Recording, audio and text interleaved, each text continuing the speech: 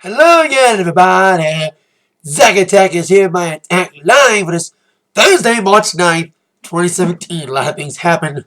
Lots of companies have made an Atakline this week yet, and there's a lot to cram in. So little time. So let's get rolling with my gig from last week. This past Saturday, I DJ'd at Reissue Orchards Winery. DJ at the Orchards doing the summer fall time outside, but they wanted something different to get them through the off season. So we tested this out doing their staff party. This kind of set up with me doing like this video / karaoke thing. We had like a little test during a staff party. Now we did like a full on karaoke show this past Saturday there, and it was really well received. It was really good. We had a lot more people than expected because I was trying to promote it on Facebook and all these other outlets. Same with Westview trying to do the best to promote it as well. And all that hard work, paid off. A lot more people than I thought on a Saturday night in February and March, should I say. And it was terrific. We had these couple groups singing multiple songs. There's a group of party girls, like divorcees. You can tell they're divorcees because all the songs relate to like getting divorced and getting over it. Like Breakaway, You Ought to Know, Single Ladies, My Happy Ending. Girls just want to have fun. You know what I mean? My favorites like this guy named Mike and his girlfriend Patty were really good.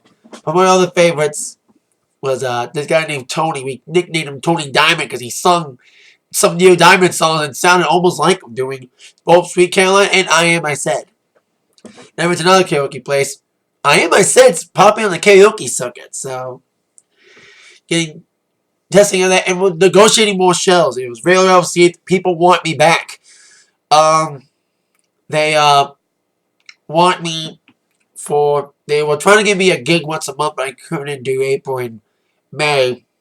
I think I can do July and September. So hopefully get some more karaoke shows out of Westview and some other karaoke shows non-Westview. I was supposed to have a gig tomorrow, but yesterday there was high winds here in Michigan, and a lot of power got knocked out throughout the state, southeast area. One of the biggest power outages in recent memory for DTE. Second biggest power outage. Not like 500,000 houses. A lot of people still have power, and a lot of people don't have power still, and do not know when they're gonna get it back. Therefore, Amber Middle is one of those places that don't have power and do not know when they're gonna get power again. So I scheduled daddy-daughter dance. Should I say my mother-son dance? I was supposed to do them all. This being rescheduled to a later date. I hope to find that out soon enough. But notwithstanding anything else, Attack vs. Everybody has been through a lot of downfalls with the tour opening getting delayed and now the ending getting a little bit squashed with only a single finale. Hopefully with nothing else happening, the tour was set to end this Saturday at St. Paul's in Romeo, downtown Romeo. I'm on the main stage! Yay! It's gonna be fucking 20 degrees, but still I'm DJing it. We're gonna have heaters. Anyway. Let's get down with the entertainment news in the last couple of days. Starting with your number ones. Number one movie. Ending the short reign of Get Out. A comic book movie. Logan. Rated R movie comedy do well. But rated R comic book movies have made a comeback. Last year you had Deadpool being a big success.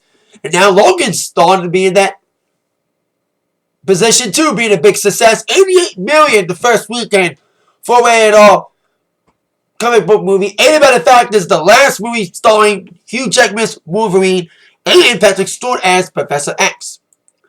But with Beauty and the Beast coming out next week, this week the only competition is the Kong movie Skull Island. So see if Logan can survive box office this week. Meanwhile, Billboard. Well, he did it. He did it. Yay! Future's the first artist ever to have 2 consecutive #1 debuts in back-to-back weeks. With Hendrix kicking off his self-titled album, he is only the 6th artist to kick himself off the #1 album position, but the first to do so in 2 consecutive weeks, with 2 consecutive debuts. He is also the 10th artist to have the #1 and #2 album the same week. Following the footsteps of Nelly and Guns N' Roses and Justin Timberlake, among others. Congrats to Future for that big accomplishment, being only a few artists to kick each other to kick themselves off. But while we have a new #1 album, we have a still #1 single for the sixth non-consecutive week. It's Ed Sheeran's "Shape of You," reigning supreme while now the record's been made, as the Chainsmokers are the third duo group to have 3 top 10s at the same time. With Closer still in the top 10, their big 14-week #1. Their recent hit Paris in the top 10. And the new collabo with Coldplay, Something Just Like This. With Closer at number 10. Paris at 7. And Something Like This in the top 5. So congrats to Future and Chainsmokers for those big efforts. Congrats to Future for being #1 again, and Ed Sheeran being #1 single. He could have the #1 album next week, ending the reign of Future for having #1s 2 weeks in a row with his album Divine. He had already announced European tour dates. Now comes the American tour dates. He announced those yesterday. The long 3-month American tour will kick off on June 29th in Kansas City, Missouri, in a zigzag across America. In Canada, too, got some Canadian dates in Quebec, Montreal, Winnipeg, Saskatoon, and Toronto, being some of them. But, of course, being several California dates. You'll be in Vegas, LA, Denver, New York, obviously. Playing at the Barclays Center, not in Madison Square Garden. And he'll be here in Detroit at the LCA, the Little Caesars Arena. He is only the 3rd announced artist to be playing there. Kid Rock was announced first, Gaga was announced second, Ed Sheeran was announced 3rd.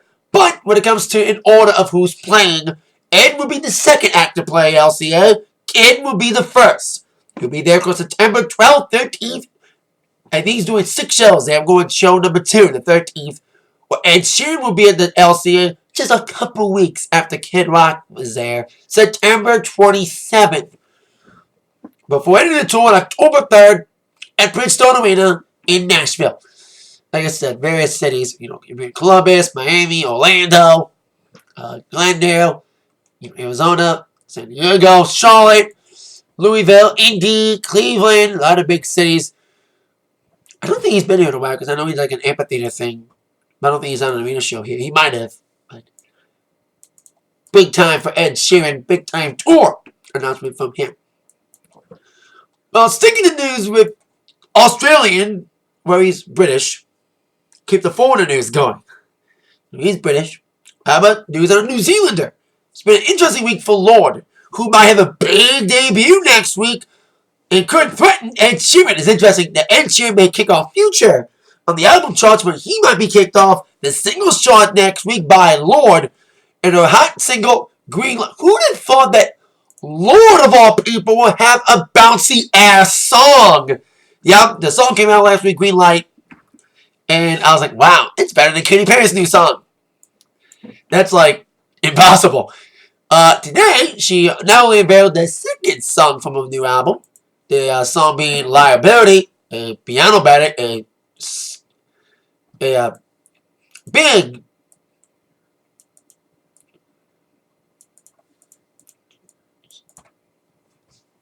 difference between that and Green Light. A stark contrast from Green Light. I was looking for that word. Now she released that single. She also unveiled the name of her album and the release date. Melodrama.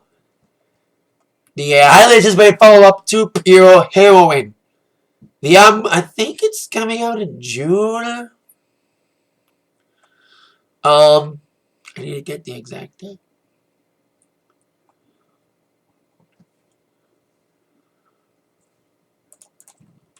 I need to double check.